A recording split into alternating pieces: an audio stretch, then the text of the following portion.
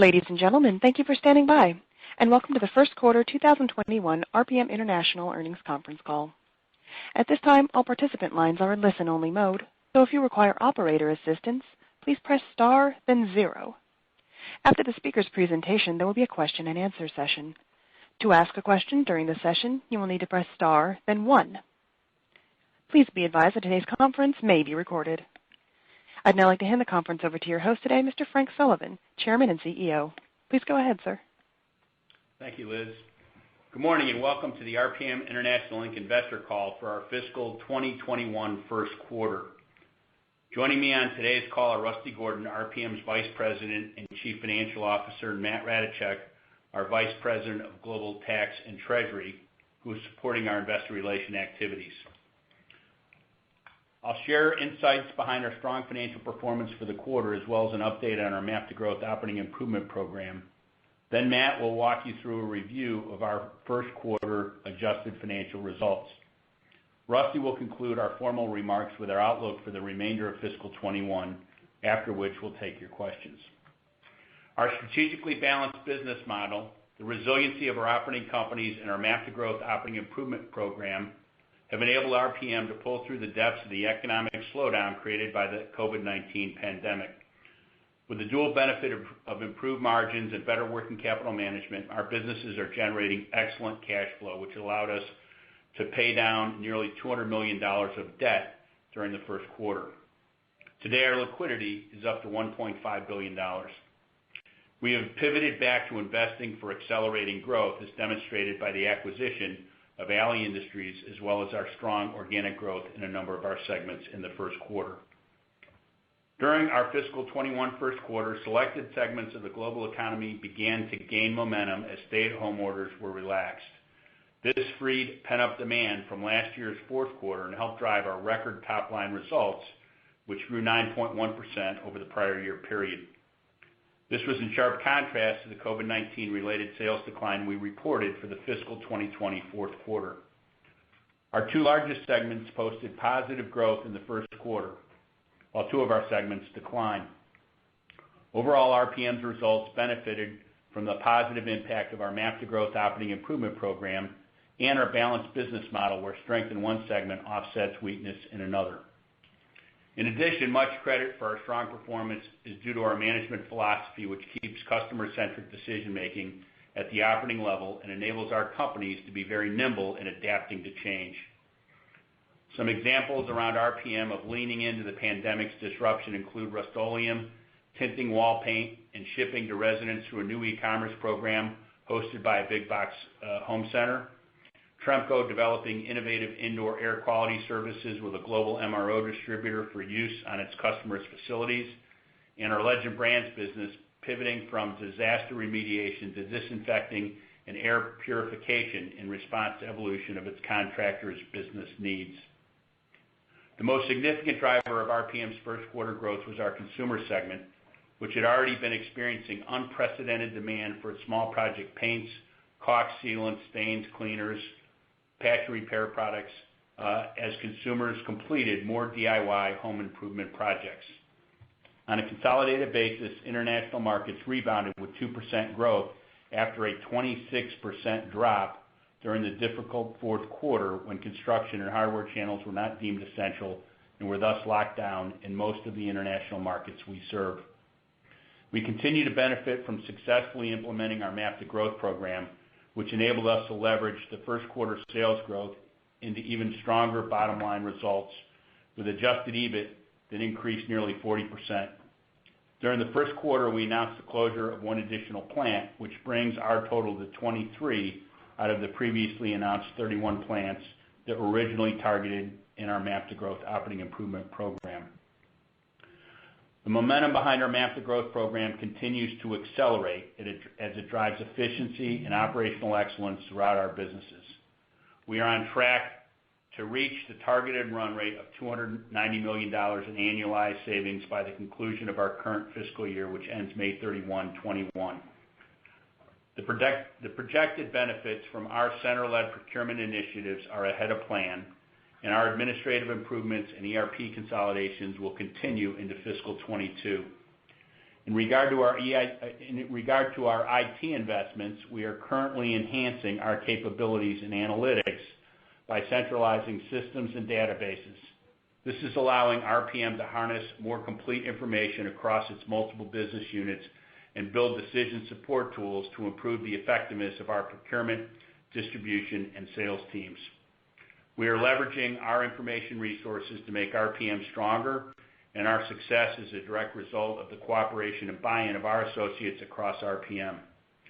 While the MAP to Growth Operating Improvement Program will be reaching its annualized cost savings target by the end of the fiscal year, we will run through that target as a result of continuing opportunities in the MAP to Growth pipeline, including consolidation of more accounting locations after the setup of new ERP systems are completed.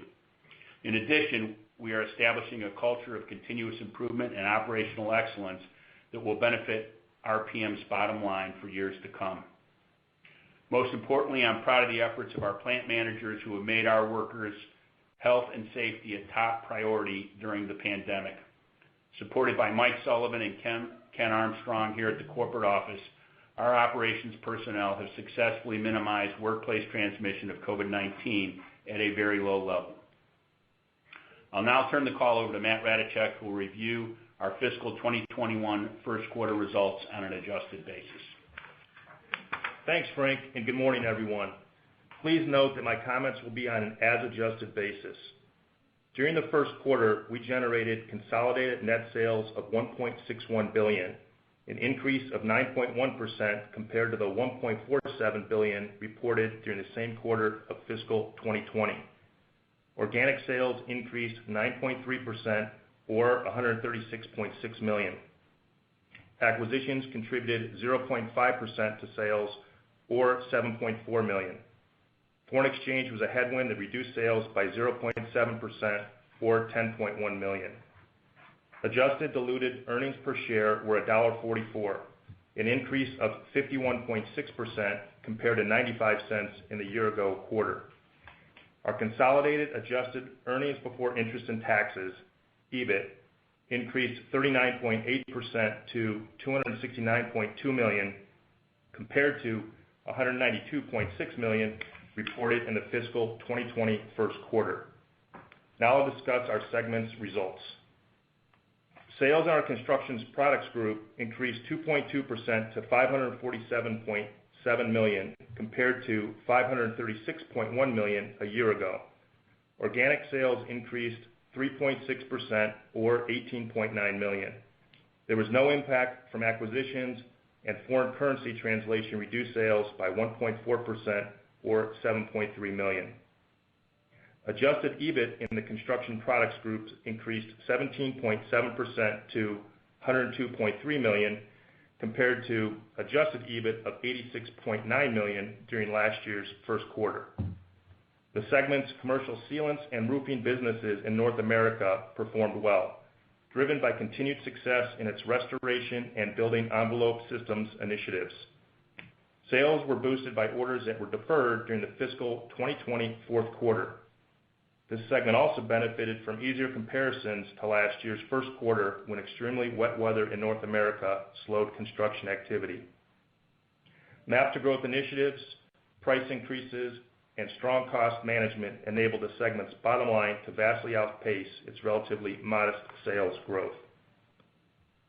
Sales in our Performance Coatings Group were down 12.6% to $259.8 million compared to the $297.2 million we reported during last year's first quarter. Organic sales declined 12.2%, or $36.4 million. Acquisitions contributed $0.8 million, or 0.3% to sales. Foreign exchange was a headwind of 0.7%, or $1.9 million. The segment's adjusted EBIT was down 16.4% to $30.9 million compared to $36.9 million during last year's first quarter. Similar to the fourth quarter, the segment's top line continued to be impacted by poor energy market conditions that resulted in deferred industrial maintenance spending, as well as by COVID-19 restrictions that limited outside contractors' access to facilities and construction sites. In response, the segment has managed its decremental margins well by aggressively cutting fixed costs and reducing its break-even point. Cost savings that resulted from MAP to Growth operational improvements benefited the segment's earnings. Adjusted EBIT margins would have actually improved during the quarter had it not been for the impact of transactional foreign exchange expense. Finally, we announced one more facility closing in this segment during the quarter.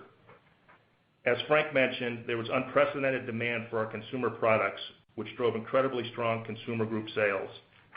They increased 33.8% to $641.2 million from $479.3 million during last year's first quarter. Organic sales increased 34%, or $163.2 million. There was no impact from acquisitions, and foreign currency translation reduced sales by 0.2%, or $1.3 million. Adjusted EBIT in the Consumer Group increased 121.6% to $136.7 million, compared to $61.7 million in the prior year period.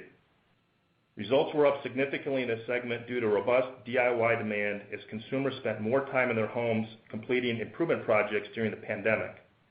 Our Consumer Group was a large beneficiary of this trend due to our market leadership position and many years of building our retail distribution network. We are working around the clock to meet this unprecedented demand and are also making significant investments in plants, equipment, and operational disciplines to expand our capacity. The segment also benefited from an easier comparison to the prior year's first quarter when its product sales were tempered by extremely wet weather.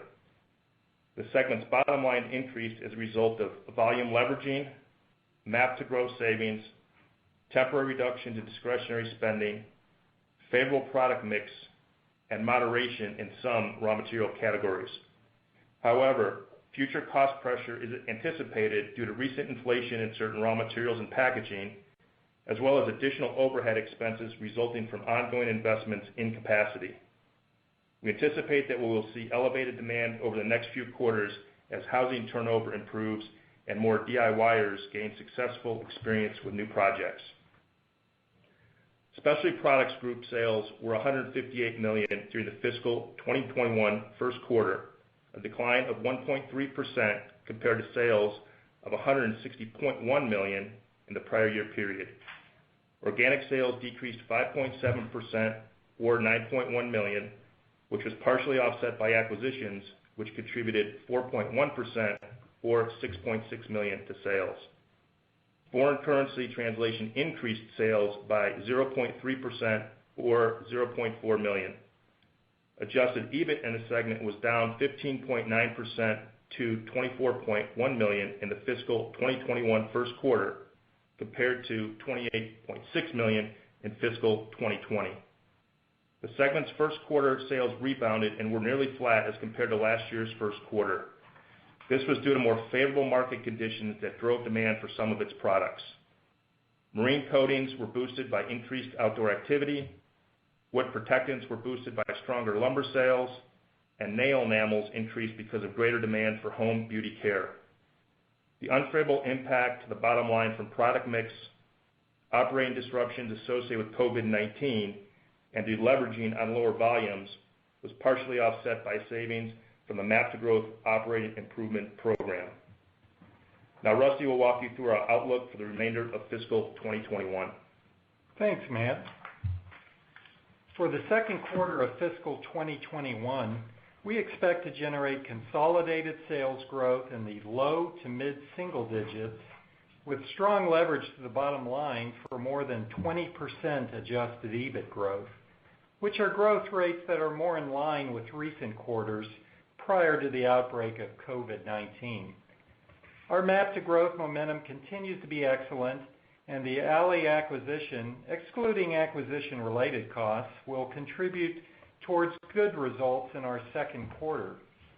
Our first quarter consolidated growth of 9.1% was a bit of an anomaly due to double-digit growth in the month of June as lockdown restrictions were eased in several markets.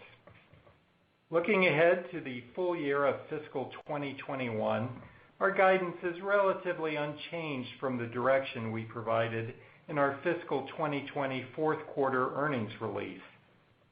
We anticipate that our Construction Products Group and Performance Coatings Group could experience sales declines for the next 2 quarters and then turn positive in the fourth quarter. Our Consumer Group should continue its strong sales momentum throughout the fiscal year. The Specialty Products Group is likely to face flat sales comparisons during the second quarter, which should turn positive in the second half of the year. These estimates assume that we do not experience a surge in COVID-19 that results in a second round of stay-at-home orders. Due to continued economic uncertainty related to the impacts of COVID-19 and the upcoming U.S. elections, we are not providing fiscal 2021 full-year earnings guidance. This wraps up our formal comments. We will now be pleased to take your questions. Ladies and gentlemen, if you'd like to ask a question at this time, please press the star, then the number 1 key on your touch-tone telephone. To withdraw your question, press the pound key. Our first question comes from John McNulty with BMO Capital Markets. Your line is now open. Yeah, good morning. Thanks for taking my question, and congratulations on a really solid set of results. I guess one of the questions I had, like, you did have some really strong numbers, and I think some of it was expected. I think there was a lot of hope on the DIY side picking up and that type of thing. But you also had a lot of big new initiatives that you were launching, some with Home Depot and Walmart, and I think even Grainger may have been on the list as well. So I guess, can you help us unpack how much of it came from kind of just core traditional growth versus how much of it came from kind of new product introductions and some of the initiatives that you're pushing there? How should we think about that? I think most of it, John, came from our core traditional growth and just the surge in North American DIY activity. We're also starting to see that pick up in the UK and parts of Europe.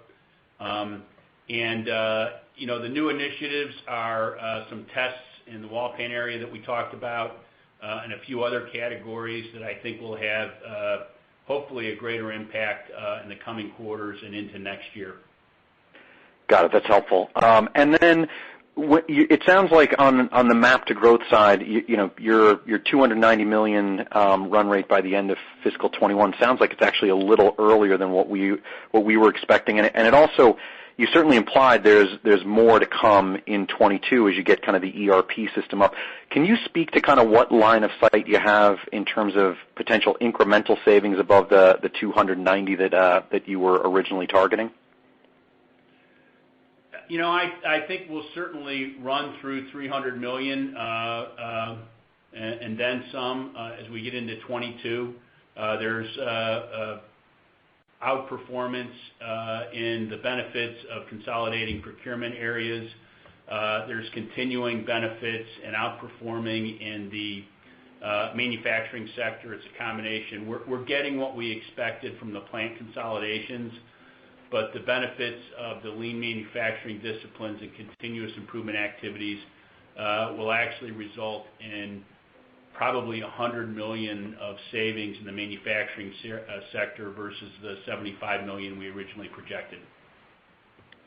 Got it. That's helpful. And then maybe just one last one, if I can sneak it in. On the cash flow side, your cash flow from operations was huge. I mean, it's probably double what you normally run. I guess, can you speak to how much of it is kind of one-time-ish, in terms of some of the cleaning up and tightening up of working capital that you've been working on versus how much we should be thinking about it being sustainable? And then I guess just uses for that cash, are you starting to see the bid-ask spread starting to narrow in terms of M&A, or do you see buyback opportunities, picking up? How should we be thinking about that?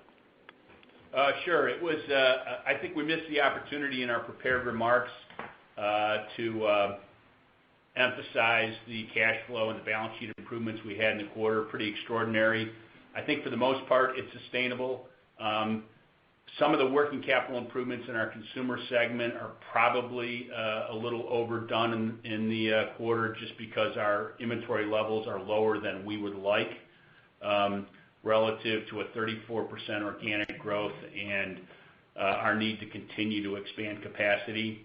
We also had probably $15 million or so of COVID-related one-time benefits in the quarter.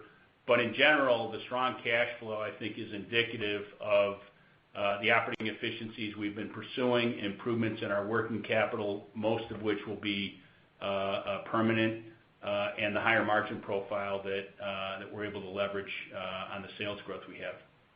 We paid off $200 million of debt in the quarter, and there will be more to come, and I think that's one of the real highlights of the quarter. Thanks very much for the color. Thank you, John.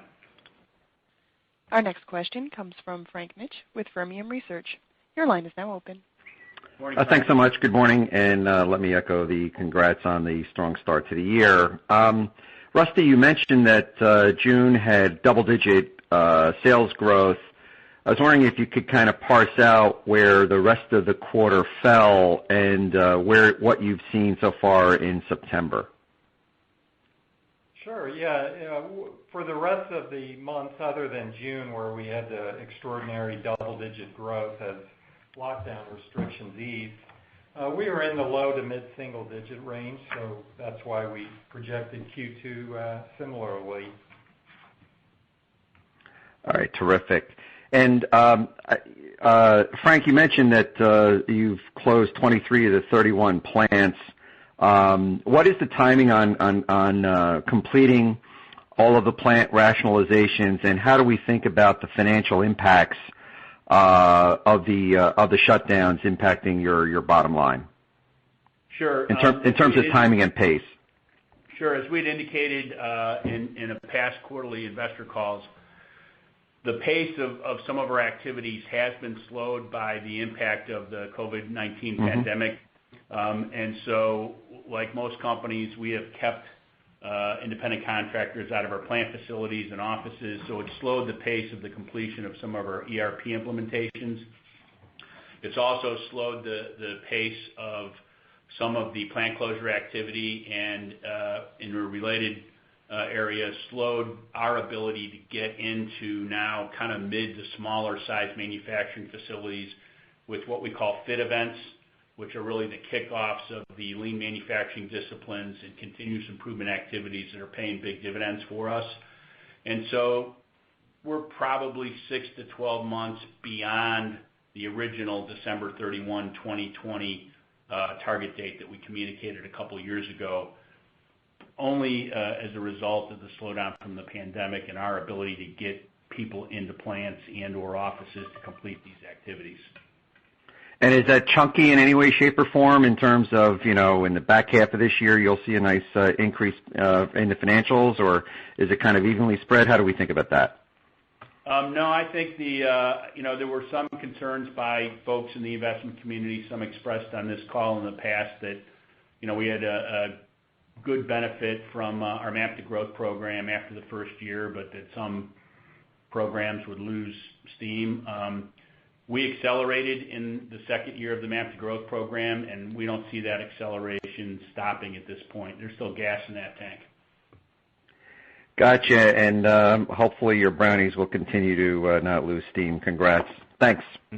Thank you, Frank. Our next question comes from Rosemarie Morbelli with G Research. Your line is now open. Thank you. Good morning, everyone, and congratulations one more time. Following up on the MAP benefit, your savings were about $20 million in the third quarter of last year, followed by $25 million in Q4. What was the benefit in the first quarter of this year? Just a little more than $30 million. Okay. And you expect to generate, the $290 million run rate by the end of the year. What would be the actual dollar amount that you expect to achieve in 2021?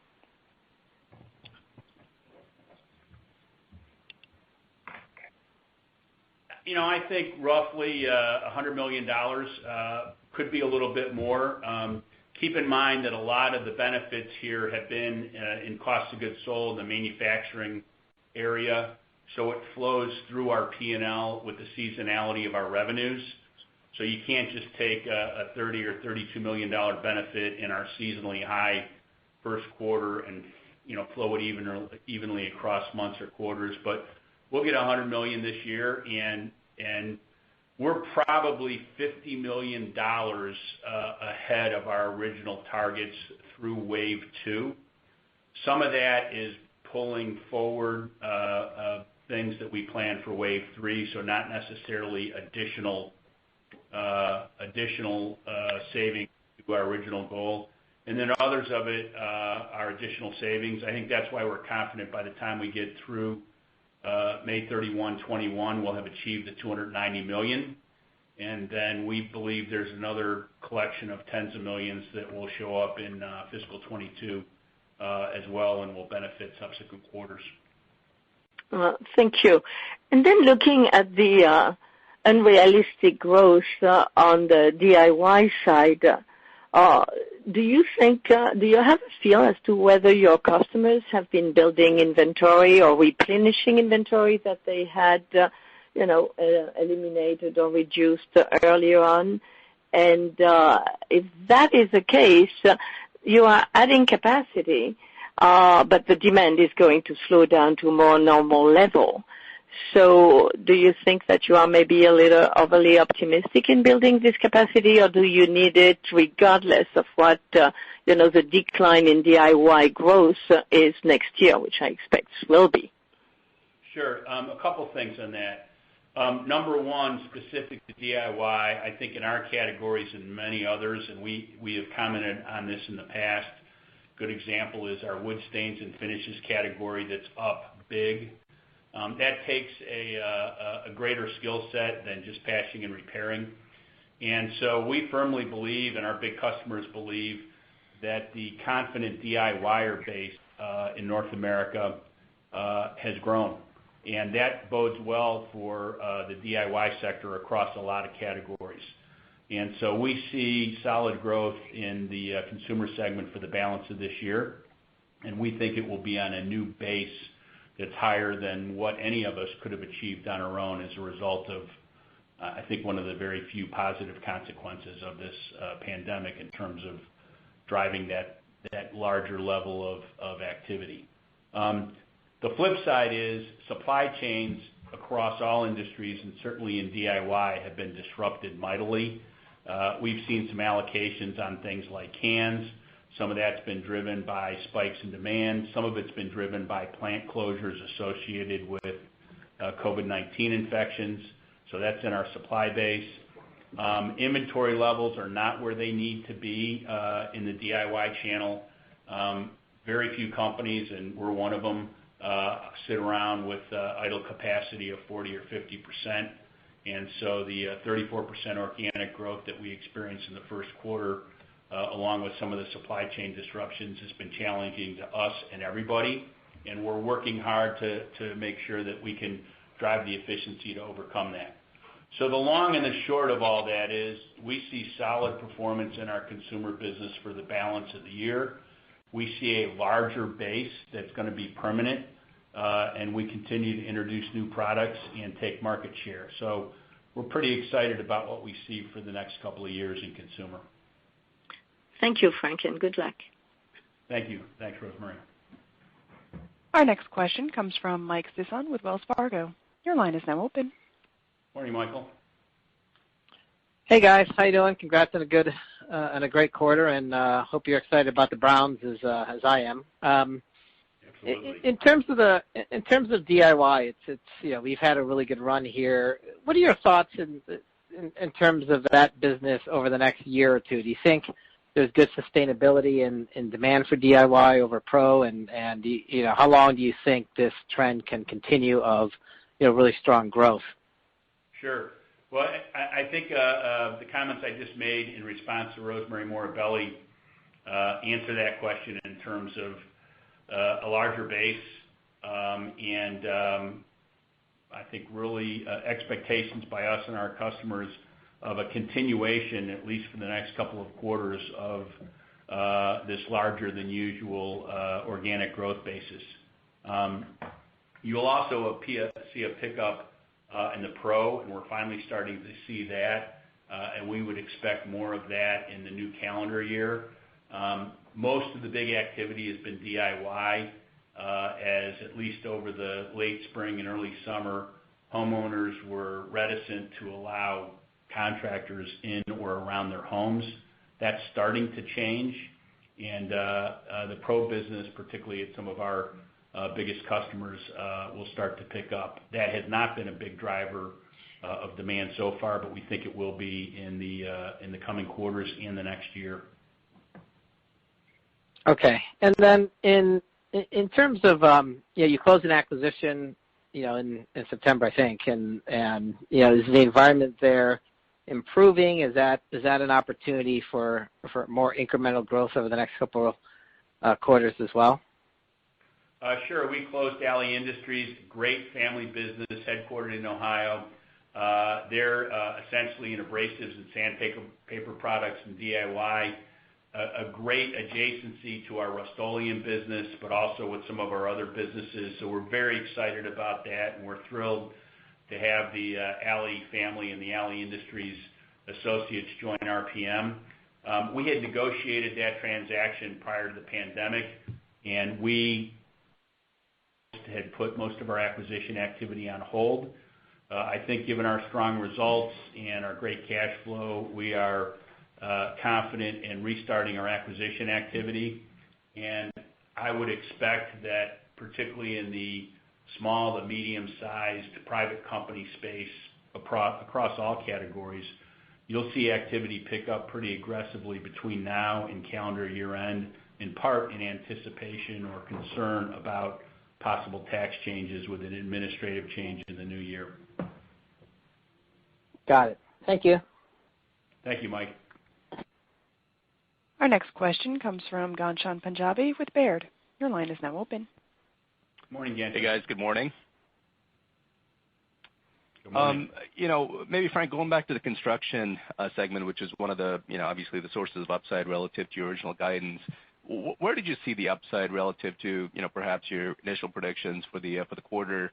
And then related to that, why would that turn negative in the second quarter, apart from just some pull forward based on pent-up demand? Is that what you're expecting for that segment? No, I think it may be flat to slightly down in Q2, but we see it turning modestly positive in the second half. The challenges there in our construction segment is really what happens with the economy. Our results in the first quarter and continuing the spring suggest to us that we're taking market share. We're seeing decent, modest revenue growth. It's leveraging to our bottom line really well. And, some of our peers where we can get data are still experiencing negative results. If the economy continues to improve, and if the health interventions around vaccines and treatment kind of help build confidence, then upside for us for the balance of the year and into 22 could be the activities in our construction products group.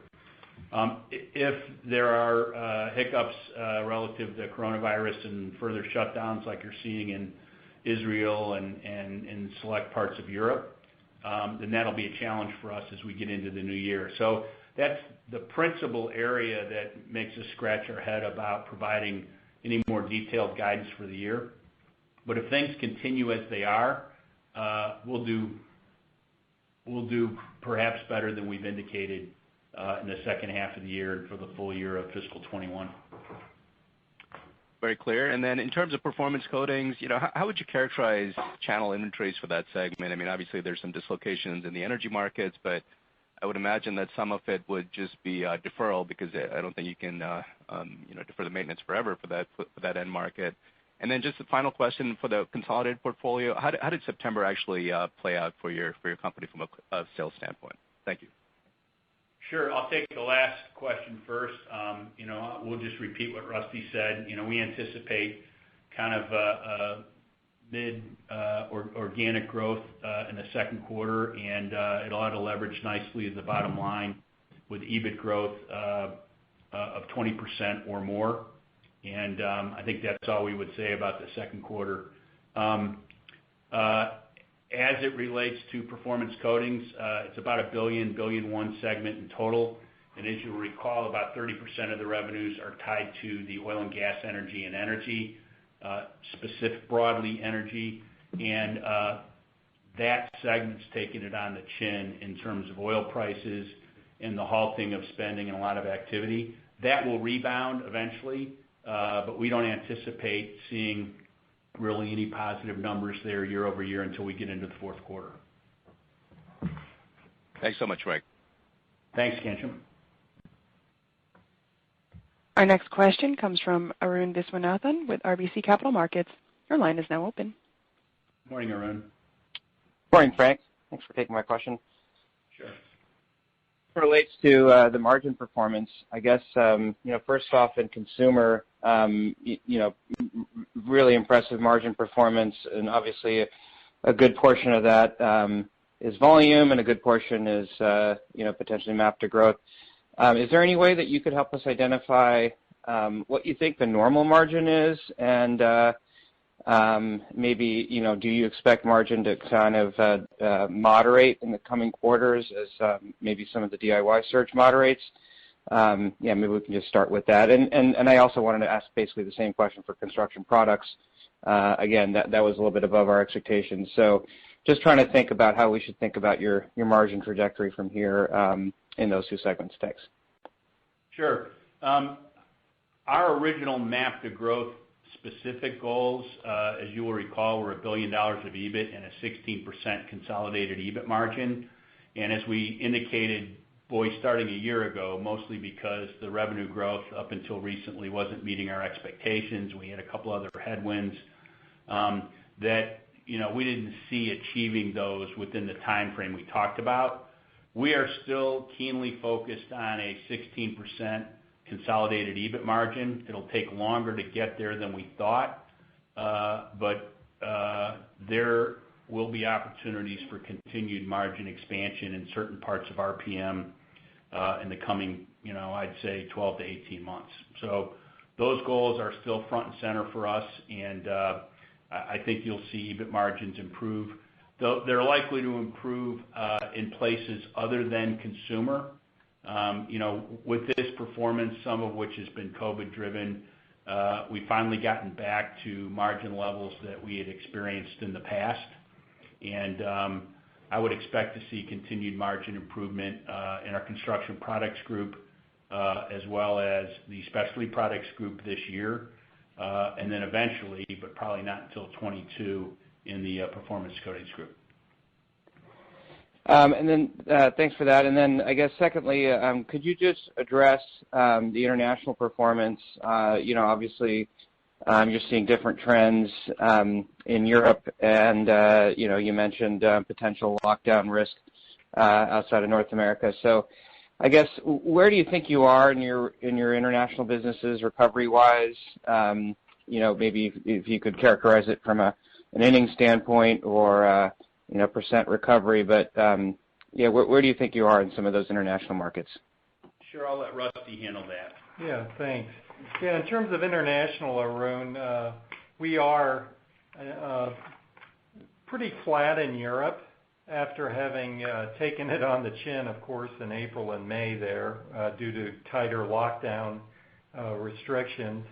Currency is not a headwind in Europe at the moment, so that's good news there as well.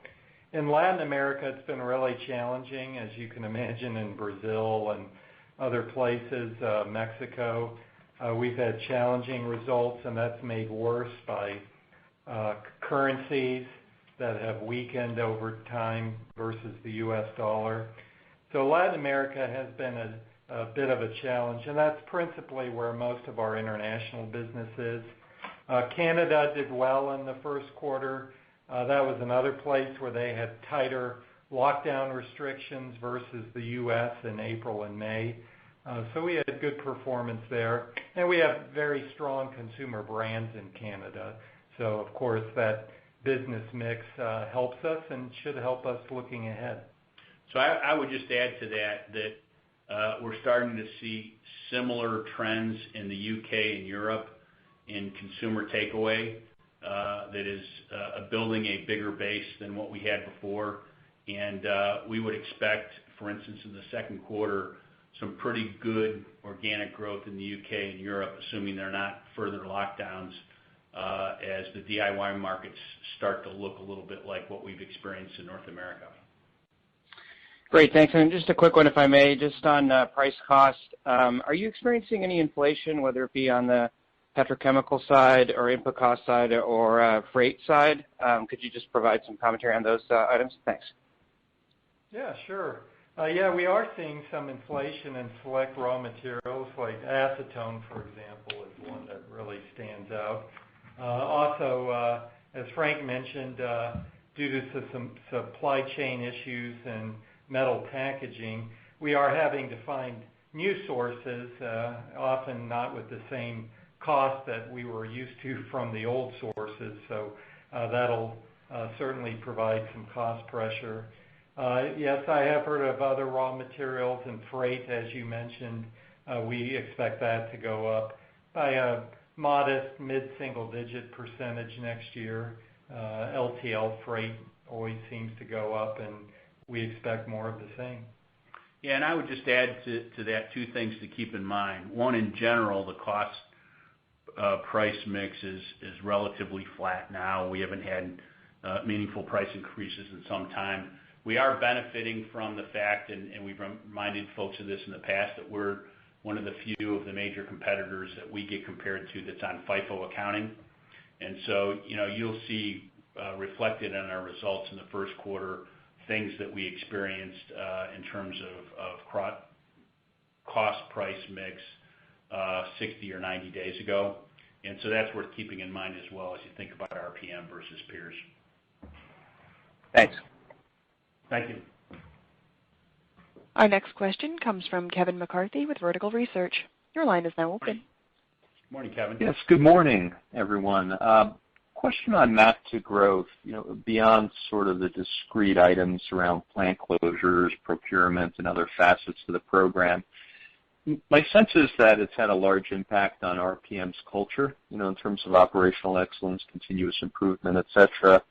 If that's the case, Frank, can you speak to sustained productivity benefits? For example, some companies endeavor to offset inflation, ad infinitum.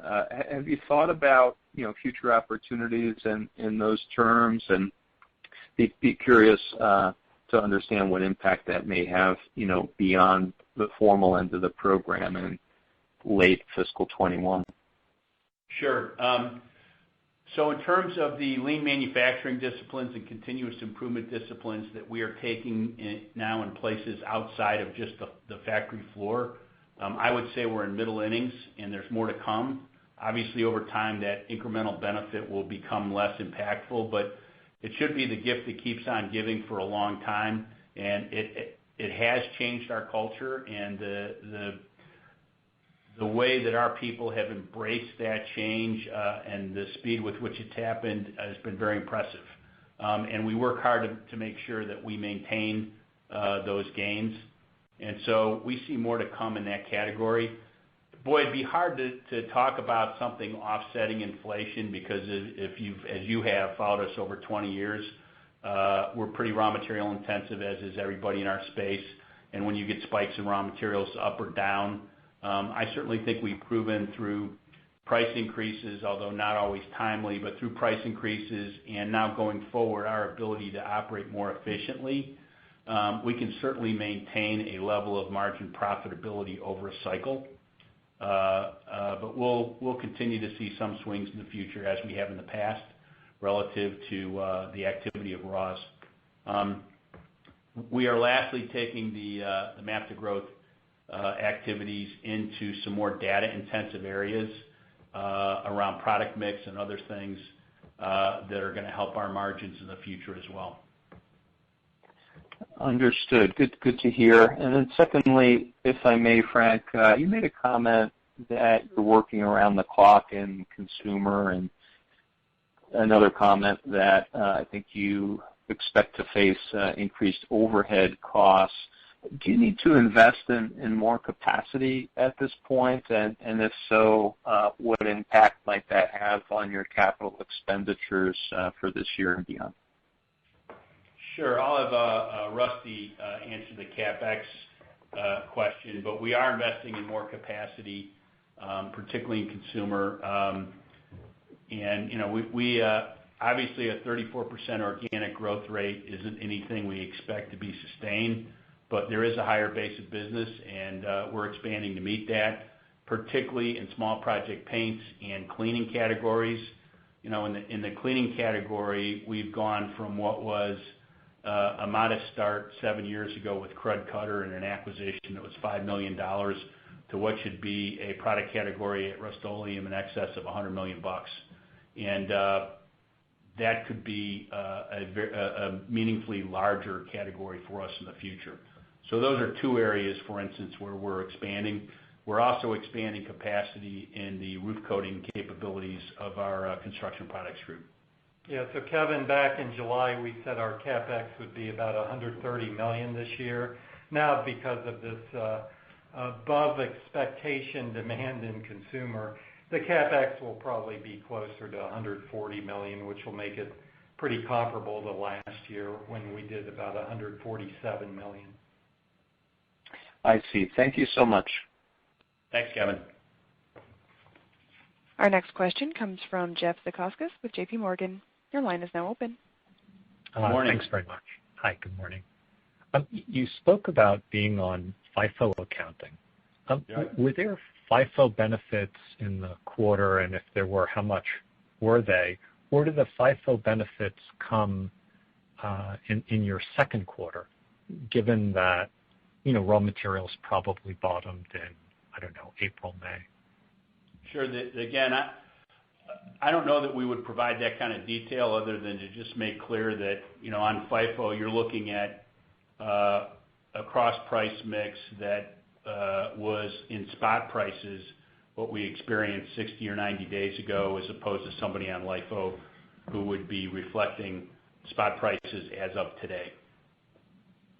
So if I understand what you're saying, though, you're not going to feel a raw material detriment in the second quarter. You might feel it in the third. I think that's correct. Okay. And then lastly, in other accrued liabilities, I think they went up from maybe 272 to 365 sequentially. What's that about, and where will that number go? Sure. Yeah, the other accrued liabilities went up, and the reason is that customer rebates went up because of our strong DIY activity, and it also relates to the timing of tax payments. That was the big reason for the $67 million increase versus 12 months ago. Where should that be at the end of the year?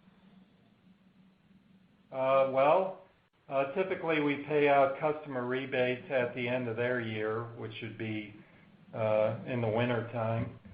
So that aspect will go down. On the timing of tax payments, Matt, do you have any idea? Yeah, some of that is some of the deferrals on the FICA and stuff, but income tax payments will probably spike a little bit in the second quarter, and then catch up in the later half of the year. So we had communicated in the spring when companies were able to defer FICA about a $25 million benefit there. Mm-hmm. About a $25 million benefit, and that's just a deferral into the next year.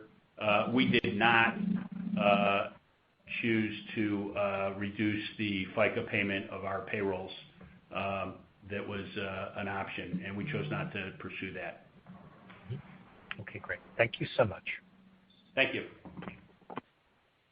Our next question comes from Josh Spector with UBS. Your line is now open. Morning, Josh. Yeah, hey, guys. Hey, good morning. Thanks for taking my question. Just a question around the top-line guidance range of low to mid-single digit. Just trying to think about, what are the factors at this point that could move that from the top or bottom end of the guidance? Is it one particular sector, region, or segment that you look at more? I think we feel pretty good about our guidance for Q2. As it relates to the second half of the year, I really think it depends upon our construction products category. We've got a lot of new products. We've got a lot of good momentum there. We're taking market share. We are really pulling together what was a not very well coordinated collection of companies serving the construction chemical industry broadly in waterproofing and sealants and floor coatings and things like that. And that has become very well coordinated and got good leadership there. So we're poised to do really well. And it really depends on economic activity as we get into the new calendar year. And again, it goes to our hesitancy to provide more specific guidance. If the economic recovery continues, we will outperform this year. If some combination of COVID and disruptions around the elections result in an economic downturn as we get into calendar 21, then I think we'll be more at the bottom of what we talked about. Okay, thanks. And I mean, specifically for your fiscal second quarter, I mean, is it a fair base assumption to say that you're planning on consumer up maybe mid-teens and construction down low single-digit %? Or is it significantly different than that? Yeah, I wouldn't get into the segment details right now other than to say kind of mid-single-digit growth. We will continue to have outsized growth in consumer, although not to the extent that we had in the first quarter. And we should have flat to positive growth in our construction products group, and I think the others go in line with what Rusty's talked about. Okay, thanks. And then just maybe one quick one on working capital. So, I mean, it's been mentioned a number of times that you've done better in the quarter to date. I don't know if you have an update of what you're thinking in terms of core working capital for the year overall, if you're kind of back on track to maybe improve that in fiscal 2021, or if that's going to be, further delayed following plant closures. Sure. Well, it's delayed as we've communicated from our original projection. I think we just made bad assumptions at the beginning of MAP to Growth that the working capital improvements that we expected to generate originally about $230 million in cash would come evenly. And the fact of the matter is the way it happens is you get your plant improvements first, you begin to get the benefits of some of your consolidating activities, and then your working capital improvements follow. We are seeing that now, and certainly over the next 12 to 18 months, there's another $100 million of relative working capital improvement. And I say relative, obviously the numbers will move based on our revenue growth. Got it. Thank you. Thank you. Our next question comes from Mike Harrison with Seaport Global Securities. Your line is now open. Morning, Mike. Hey, good morning. Congrats on the nice quarter. Thank you. Was wondering if you can talk about the operational impact of COVID that you referenced in the specialty business. How much can you quantify that impact for us, and maybe discuss whether you've overcome those disruptions at this point? Sure, I can do it just generally and by some examples we've provided in the past. Our marine coatings business in April and May, our Guardian protective products business that supplies furniture retailers and furniture manufacturers, businesses like that, literally saw their revenues drop 50, 60, 70% in April and May, and it was pretty scary. We are seeing a significant return in the marine coatings business to being very positive. As retailers open up, we're seeing a bigger than anticipated return in the Guardian protective products business. So we're seeing a nice rebound in those businesses, and while the specialty products group had negative results in the first quarter, you'll see positive results out of that group, I believe, for the remainder of the fiscal year. And it's for those reasons. But those were the disruptions that we saw. The disruptions in other parts of our business that have been hit and miss and are really referenced to the supply chain issue are, in many cases, around COVID-related plant closures. We had a protocol very quickly that if we had any infections, we would close the facility and do a disinfecting and cleaning. And if we've had very few, if any, work-related exposures. Most of our exposures over the summer have been from people who had been working at home. But in a few places, we had to close a facility for 2 weeks. We've had suppliers that have had to close facilities for weeks. And so those disruptions in different raw materials and or different parts of the supply chain have been challenging. We're not seeing those today, although we're still suffering the impact, for instance, in the can category. All right. And then you mentioned price increases in the consumer business. How much pricing did you see? And it sounds like maybe there wasn't a formal increase announced. So is this more a function of just less discounting or less promotional activity in a strong demand environment? Yeah, we did not have any price increases over the summer or in the quarter. And so the price increases that we got were mostly a year ago, and those were necessary to overcome what were a couple of years of raw material challenges. And we certainly have benefited from that in the subsequent quarters in terms of cost price mix. But from a price perspective, across most all of our PM, there's been little or no price increases in the last couple of quarters. All right. And just lastly, can you comment on what you're seeing in TiO2 pricing right now?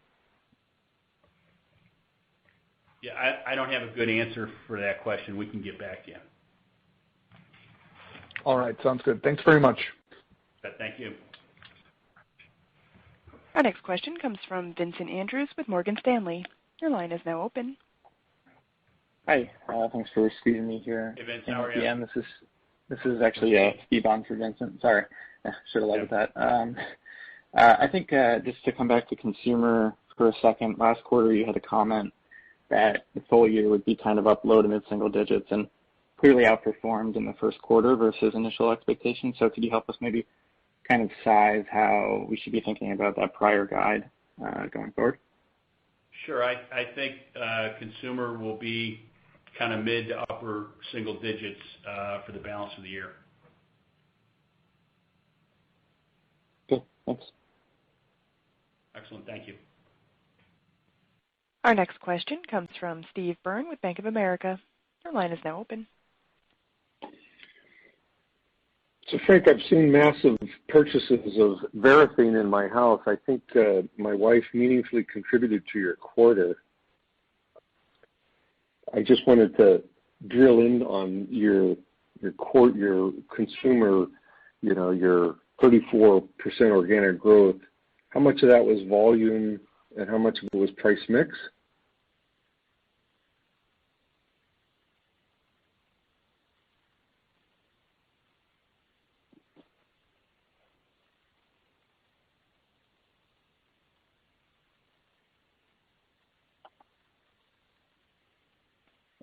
Ladies and gentlemen, please stand by. Your conference will resume momentarily.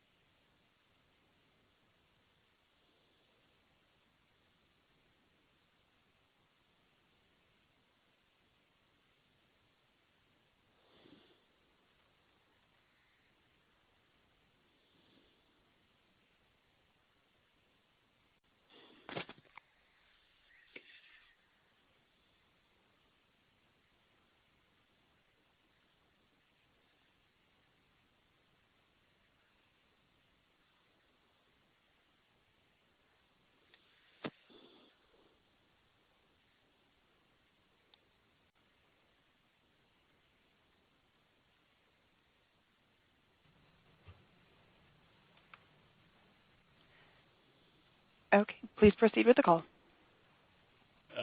Thank you. Apparently we had a technology hiccup with a line disconnection, but we're back on. If there are any further questions, we will take them. And Liz, if there are no further questions, let me know. We do have Steve Byrne with a question. Please go ahead. Okay, go ahead, Steve. Sorry for the disconnect. Yeah, no worries, Frank. That 34% organic growth in consumer, was that almost all volume, or was there some price mix in there? It was all volume, and it was broadly across the entire category of small project paints, wood stains and finishes, caulks and sealants, patch and repair products. Cleaners were a big category, and so that was good.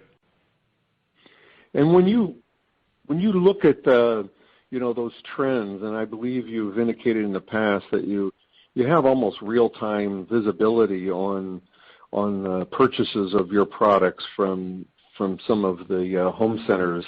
Is there anything in particular that is driving that volume? I mean, is any particular categories that give you confidence that, one, it's DIY driven and not pro? I'm not sure how you can differentiate that, but are there particular products that give you confidence that this DIY strength has some legs to it?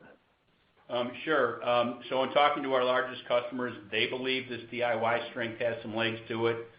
I think we concur that there is that this crazy dynamic has created a larger base of confident DIYers across a lot of categories, including ours. So there is a new, larger base of business that, quite candidly, neither we nor our big customers probably could have generated in this time frame in normal circumstances, but it's here.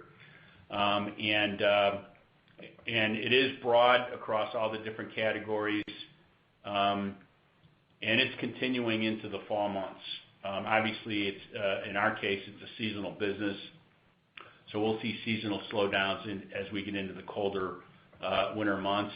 We anticipate solid results in the spring, whether they're back to kind of the normal mid-single digits or there's still a uptick in the spring when the seasonality comes back. We'll find out the hard way. But we're pretty excited, as are our customers, about this whole category, about a larger base of business, and also in our case, some tests in a couple areas like wall paint, a few other places that could get us into some new categories, but time will tell on that. And I recall last quarter you mentioned e-commerce was somewhere in the tens of millions of revenue through HomeDepot.com and Amazon. How would you characterize it now? Is it continuing to post a doubler year over year? Yeah, it's increasing at a rate of double. And it started on a relatively small base, call it 10 million, but we're seeing doubling of our e-commerce business through a number of platforms, but principally HomeDepot.com and Amazon. Just lastly, those are the two biggest drivers. There are other platforms. And you just mentioned about the Walmart paint, this grab and go. Is there any interest in Walmart to add in paint color mixing machines and advance that beyond this just grab and go approach?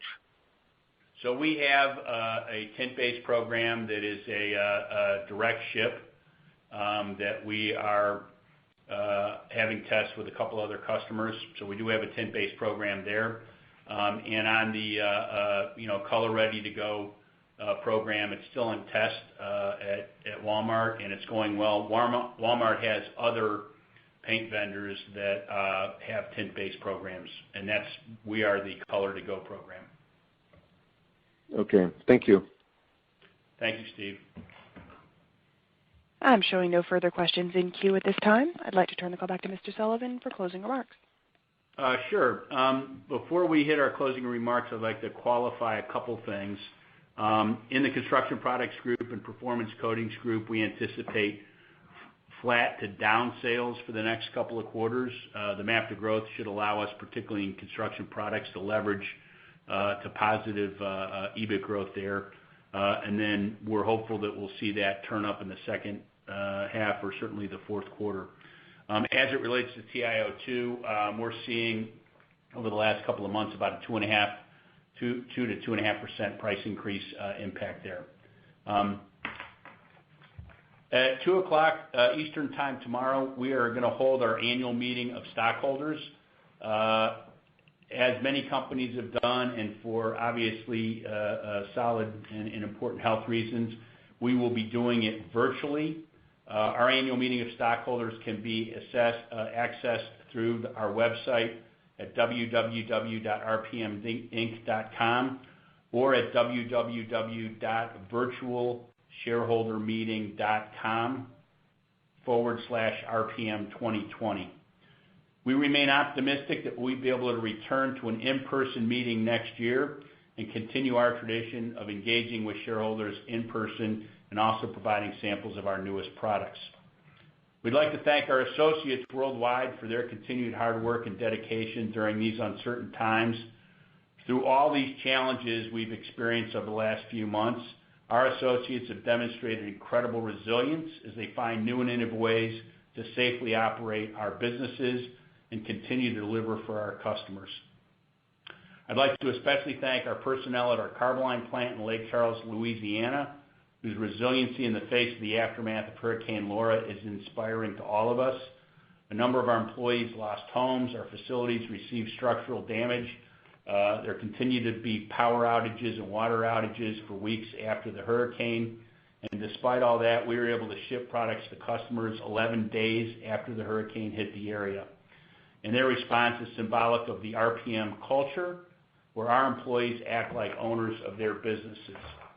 I'd also like to thank our shareholders for their ongoing investment in RPM. We remain committed to completing our MAP to Growth program, to generating solid revenue and earnings growth, and creating value for you over the long term. And to everyone on the call, I wish you and your families good health.